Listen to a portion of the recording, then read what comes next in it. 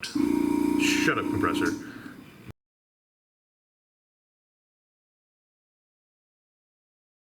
Hey everyone, Matt here with Doogs Models, and welcome to the next installment in the Black Basing 201 video series.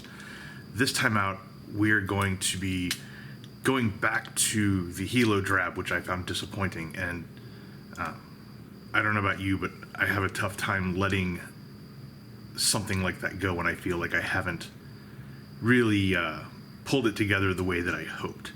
That would probably disqualify me from working at Kitty Hawk. But anyway, this Helo Drab I was just not satisfied with, and I'm pretty sure the reason I was not satisfied with it was the, dear God, come on camera, the exposures are, all right. So the reason I'm not satisfied with this is the marble coat. I went way too light on the colors, and that led to some really harsh contrast as I was putting the Helo Drab down, and that led to blowing it out, and also to these, you know, you can see them, you can see in here the sort of light areas, and it just doesn't look very convincing to me at all. Honestly, it looks like the problems that you have when you put down a really dark color over gray primer and just don't cover well enough, which is one of the reasons I'm not a big fan of gray primer. So I'm going to be taking a second swing at this using the fuselage portion of things. And my plan of attack is essentially to do what I have done with the black undersides, where it's going to be a focus on putting down colors that are darker than Helo Drab, that will still bring out some various tonal variation, contrast variation, things like that. So what could those look like? Well, they could look like glossy blue. They could look like, I don't see it sitting around at the moment, but RLM 70, NATO black, some very, very dark grays. So German AMT, or sorry, Russian AMT 12 dark gray. Basically a whole bunch of colors sort of in that range that are substantially darker than, where the hell did the Helo Drab go? I put it away, and I'm going to have to kind of dig through the paint rack to find it again. But anyway, stuff that is substantially darker than the Helo Drab, and using that to build up, you know, hopefully a more consistent coat than I managed on this, because this just is, it looks like a shitty olive drab to me. It does not look like Helo Drab. So that's the plan of attack, and hopefully we're gonna have some fun with it. So let's get to it. Okay, so the first color we're gonna go with tonight is Tamiya XF11 JN green. This is the Japanese naval green worn by things like Zeros. It's a nice blue tinted green, some interesting tones here to deepen up the olive drab just a little bit. So let's have some fun.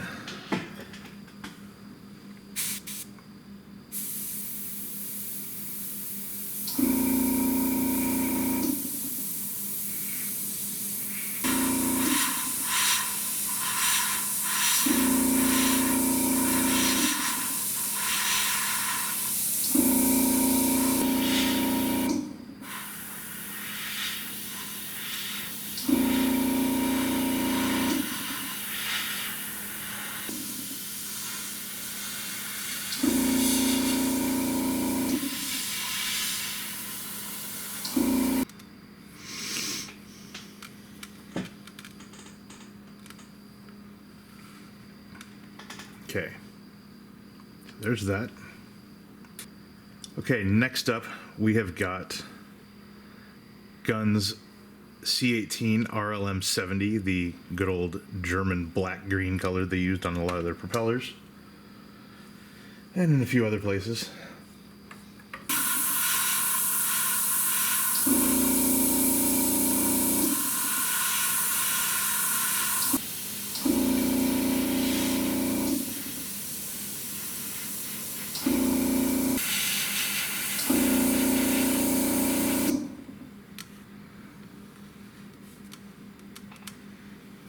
So it might be tough to see in here, but we've definitely got different tones building into the green here. Nice and subtle like, but they're still happening.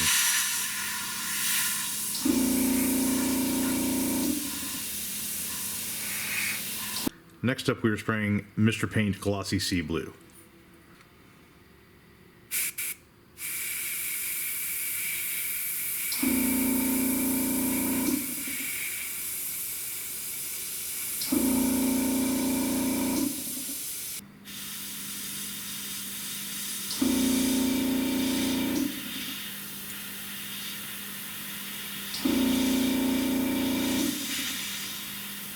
And nice and simple, just a little bit of quick glossy sea blue right in there. Okay, so I don't really know how well this is showing up in the camera sensor because the monitor view that I have in front of me right now is very, very dark. But let's go through what we've put down so far. Some Tamiya XF11 JN Green, some Guns Mr. Color C18 RLM 70, both nice dark shades. A little bit of Mr. Paint Glossy Sea Blue, and a mix of Mr. Paint NATO Black and chocolate to make a nice dirty dark brown color. So we have one more color combo to go, and that is black and Swedish dark green. So getting another dark green in there just to go on top of the various shades that we've got here, because the Helo Drab is, being a drab paint, it is both brown and green at the same time, and we don't necessarily want those brown tones to come flying out at us.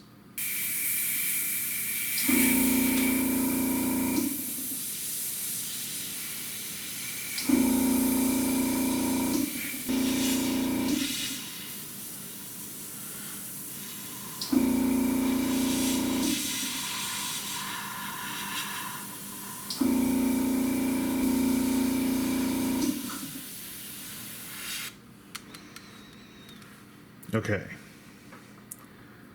so with this, I think we are ready to move on to the Helo Drab.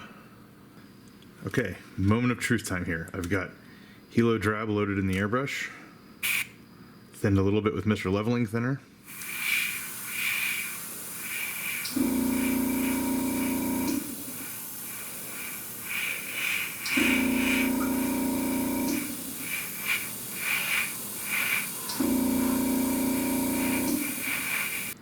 Yay!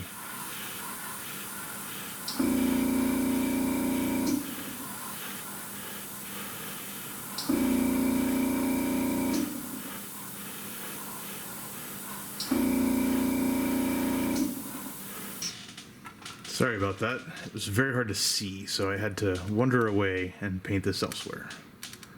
But that is pretty damn awesome, and that's exactly the look I was going for.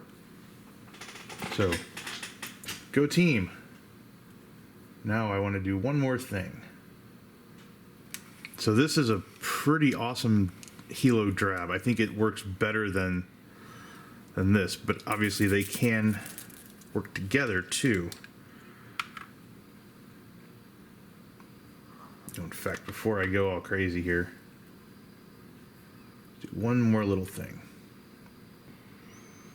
Where do I want to do this? How about we do up here?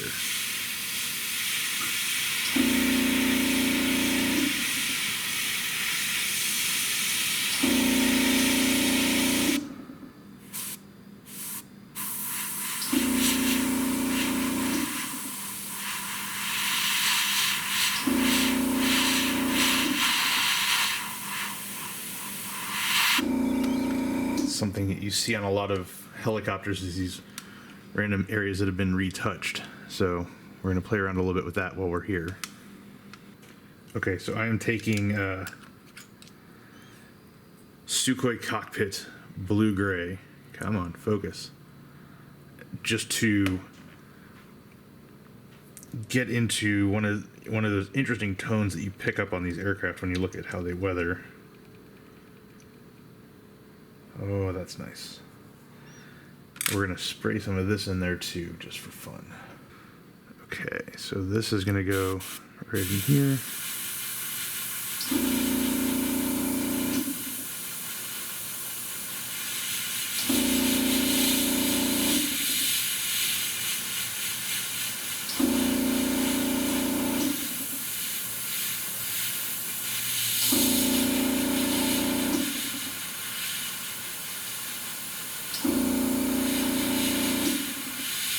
Something else you see is really dark green touch-ups.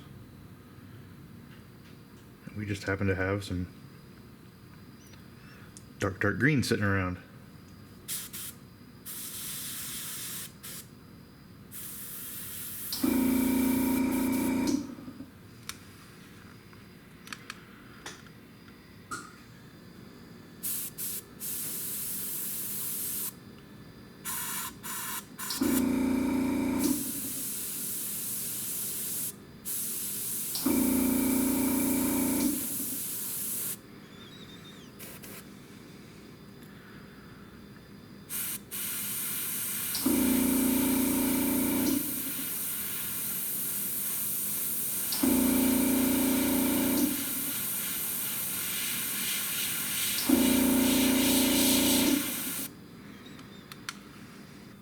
Definitely not as disciplined as I would like to be about it if I were actually painting, you know, an Apache or something, but fun for a proof of concept.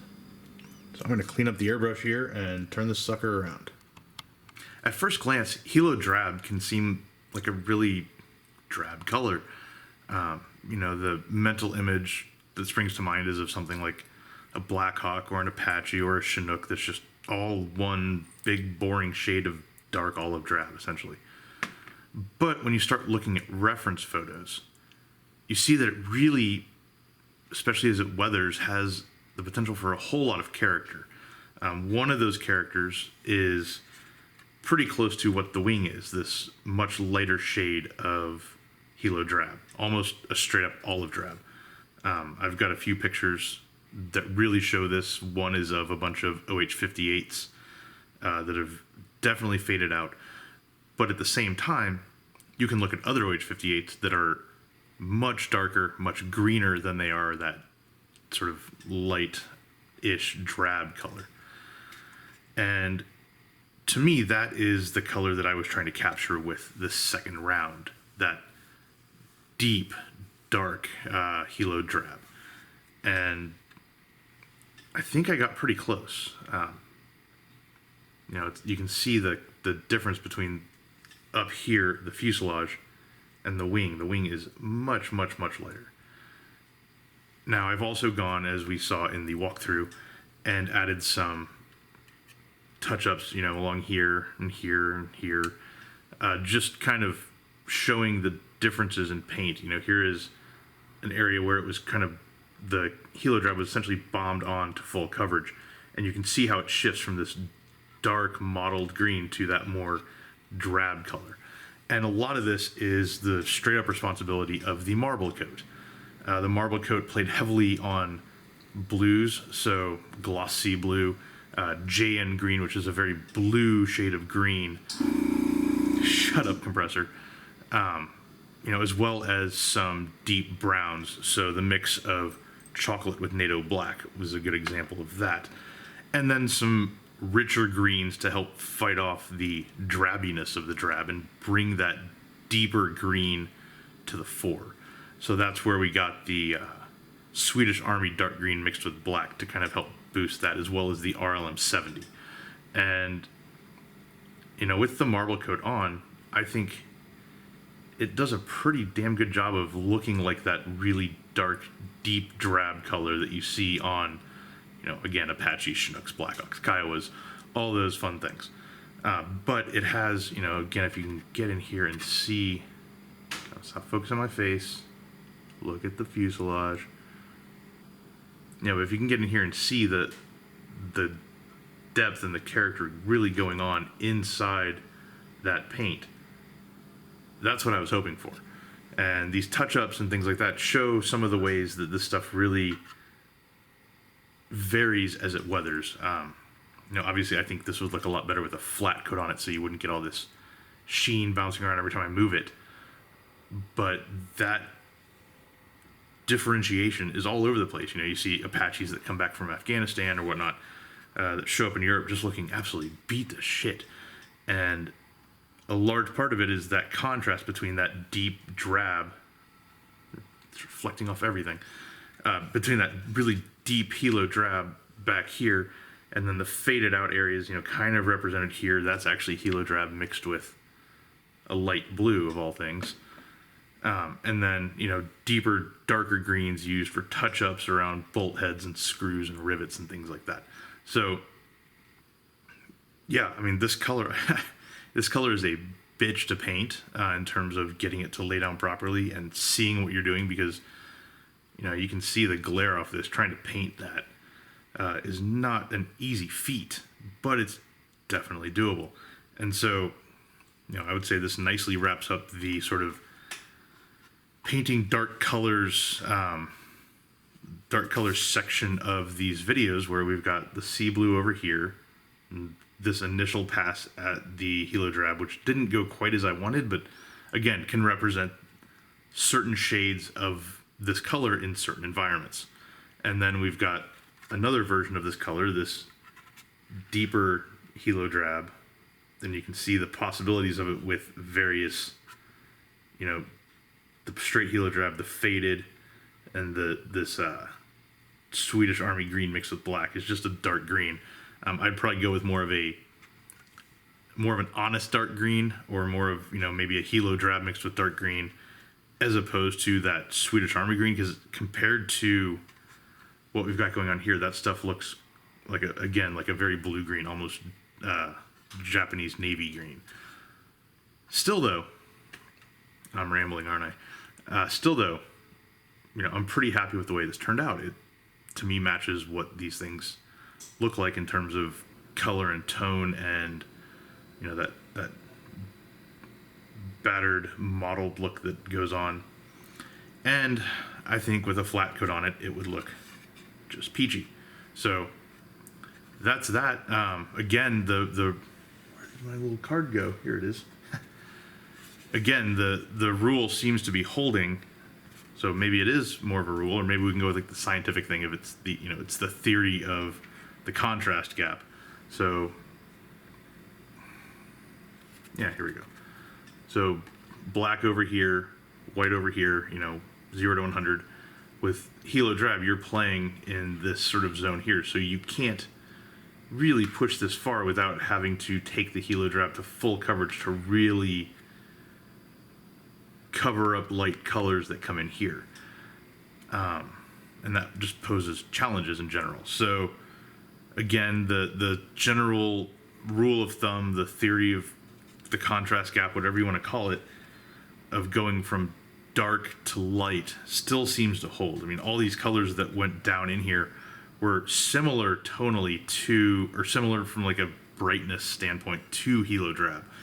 And because of that, there's none of this stuff like going on in the wings here, where you can still see some of the colors through here that are just overpowering it because they are so much brighter and they lighten the Helo Drab as it goes down.